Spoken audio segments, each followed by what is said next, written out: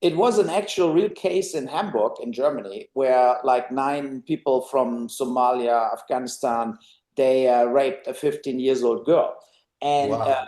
and they got free, like they got no jail term, like nothing. Wow. And the judge said in the press conference that they were victims too. They were not properly migrated, and blah blah blah. And then if you think about it, so now that girl lives in the same almost streets with the same people they raped her. And Wow. yeah, so, and I was so upset about this that I felt I wanted to make a vigilante movie about correcting this kind of injustice. I mean, of course, it's not a documentary; it's a fiction film. But I felt like um, that's ridiculous. You know, that people like this are not getting into jail with social excuses is destroying the law and the peace in the city and so on, you know. And we have a lot, you see it in Belfast now, you have a lot of riots now coming up against this enormous amounts of basically refugees from Somalia, Senegal, Afghanistan, Syria. It's just too much. A society cannot make that work. You Mm. know, and, they're just hanging out, and a lot of people turn to crime, and also people are traumatized, and they flip out and run amok and stuff like this. And so my point is that why we should take that risk. You know, I don't want to be stabbed in the subway. I don't Mhm. want to take that risk. You know, it's not like I'm not responsible for what's going on in Afghanistan. So, you know, that's my opinion. And I like making more political movies, you know, like this kind of action genre movies I did with Rampage or Southern Wall Street. They're all like kind of on real stuff.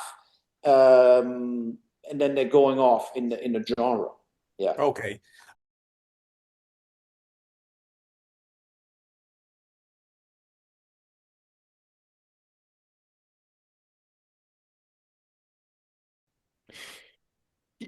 You know, there's two parts to that. Mm. One, I relate to the character of Sanders as I think everybody on this planet does, Mm. who feel that they have been wronged or that justice was not committed. Um, and I also relate to Sanders in ways where sometimes when I feel like I have been unjustly treated or whatever, I want to take justice in my own hands. I think that's why people relate to vigilante films, because they kind of wish they could do it. Right. Yeah. Yeah. Um, that being said, I also was just so happy to have an opportunity to work. I had not worked in a little while, and Uwe messaged me and said, "Do you want to make a movie?" And it's all I want to do. It's all I want to do is work. It's all I want to do is make films with people who are passionate about filmmaking because I'm passionate about filmmaking. So this movie could have been about anything, and I would have said yes. But I also understand that this is a very important topic.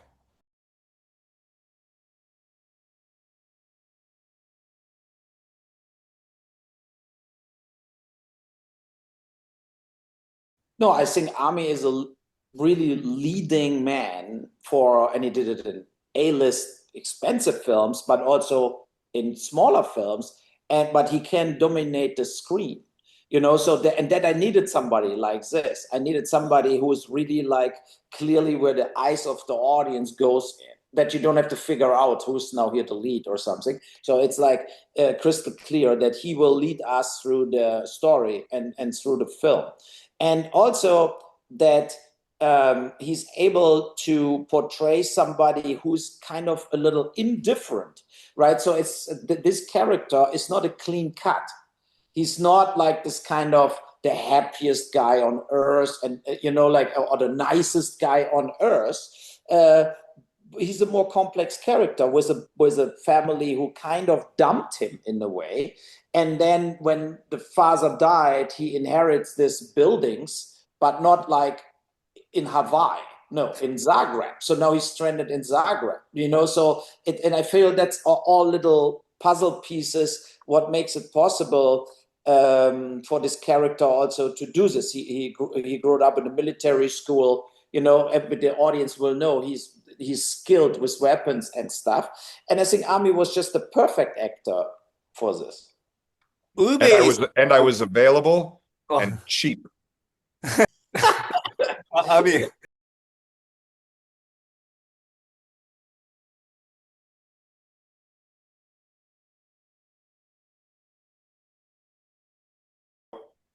I've been very lucky to work with some great directors, and I feel like all of the great directors that I've worked with, Uwe included, have a sense of vision and decisiveness. One of my favorite things about working with Uwe was how quickly the days went. If we were shooting a scene and we did it one time or two times, he'd be like, "Yep, that's it. I got what I needed. Let's go." I go, "Are you sure? Do you want to do this?" And he's like, "No, I know what I want, and that's it." That makes you feel very safe and protected on a set. Because, actors, we want to try this and try that and throw everything against the wall and see what sticks.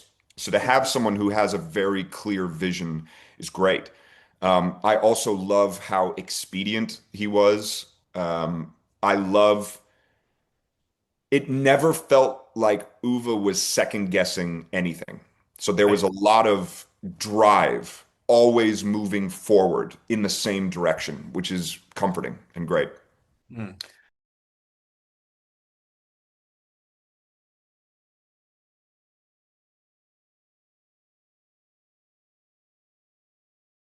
Yeah, I shot in Croatia movies like Max Schmeling and Blood Rain 3, Auschwitz, Blue Barella. So I worked with Boris Velican, Dran Film. They were very good as production companies there. And I felt it's a good spot to shoot it because I didn't want it to go too far, Romania or Bulgaria. I wanted to do it more in a more neutral kind of bigger city. And Zagreb is perfect for it. There are 2 million people. It looks like it could be also Prague, right? So it could be any European city in a way. And I mean, I like the crews there. They're honest. And, this, I shot in Romania, Blood Rain. I shot In the Name of the King, Part 3 in Bulgaria. And I didn't have so good experiences there. You had the feeling they want to take advantage. They don't care about the project. And I have to say, in Zagreb, our whole crew, they're very interested in the project. They're all like film freaks. I mean, that's the thing. It's like you have the feeling they really care about the production. And to be honest, shooting in Canada or also in the US, sometimes you feel half of the crew is just there for the money. You feel like they just want to do overtime, getting a meal penalty, getting all this union bullshit, what basically doesn't really exist in Europe. And, that's that. I had that on various movies. I did this feeling, and I don't like it. So, and I have to say, in Zagreb, I feel very free, very good. And we almost could, I mean, we drove, but we could almost walk to a lot of locations. Wow. From the hotel, where it was so close, you just could walk there also. Yeah.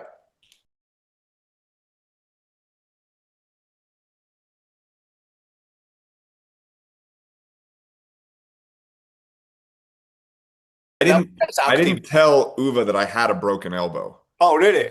Yeah, because I was like, if I broke it like a month before we did the film. And I was like, if I tell him that I have a broken elbow right before we shoot an action film, I'm gonna get fired. So I'm not saying a word.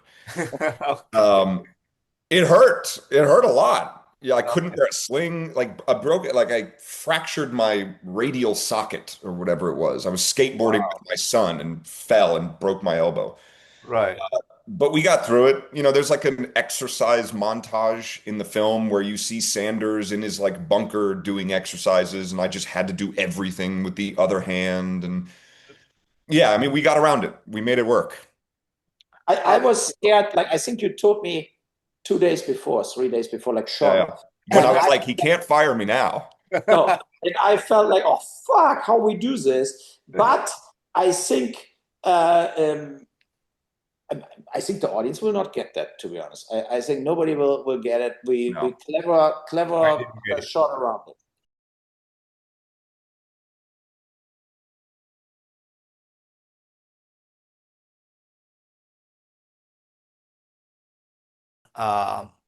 Yes, yes, but right now the main focus is just getting back to work as an actor. And then once I feel like I've gotten to a good place with that, then I will have the bandwidth to focus on other things. But right now, this is definitely the priority for me.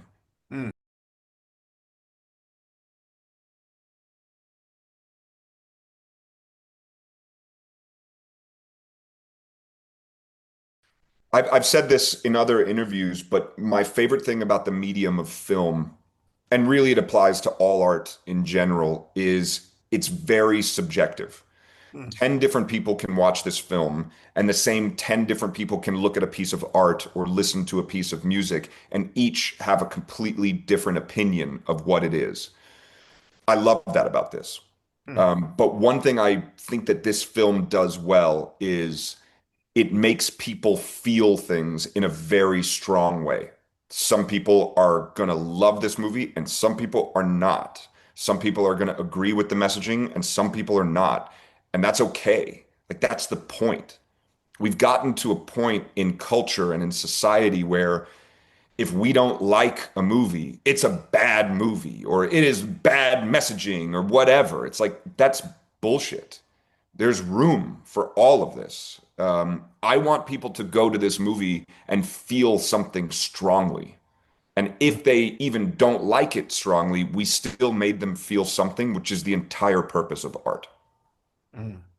Yeah, and not to be this kind of pre-censorship what we have now in the system, right? I mean, who gets money from the streamers or the studios? If you don't fulfill exactly their agenda in a way, you will not get any money. So it means like a project like Vigilante, I didn't even send that to any streamer or studio and ask for money because I know they would never do this. And that's the thing. That's why it has to be an independent movie. And we see that a lot of movies, you feel like the censorship happened in the script, and everything gets smoothed out. And so a lot of movies, I think, they're too mainstream. They have no edge. And they look great, have great big stars playing in it, but they have no meaning in a way. It's just like eye candy. Well, I did have a good time talking to you. Thank you so much for your time. I truly appreciate it, Armie. Yeah. Thank you, Nobu. Have a good day.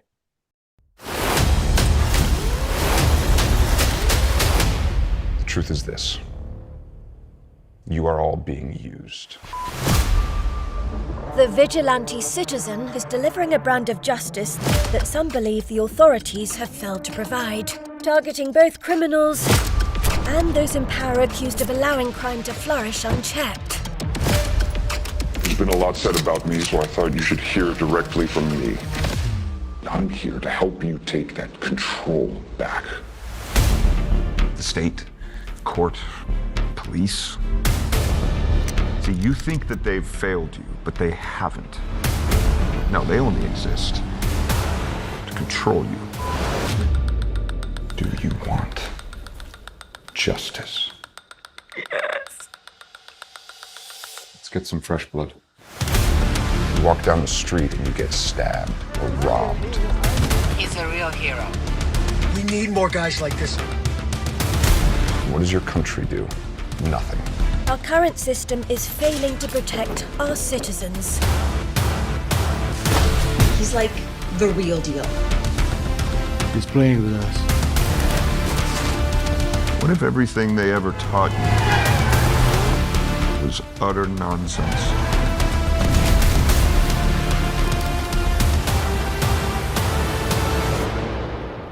We can change history.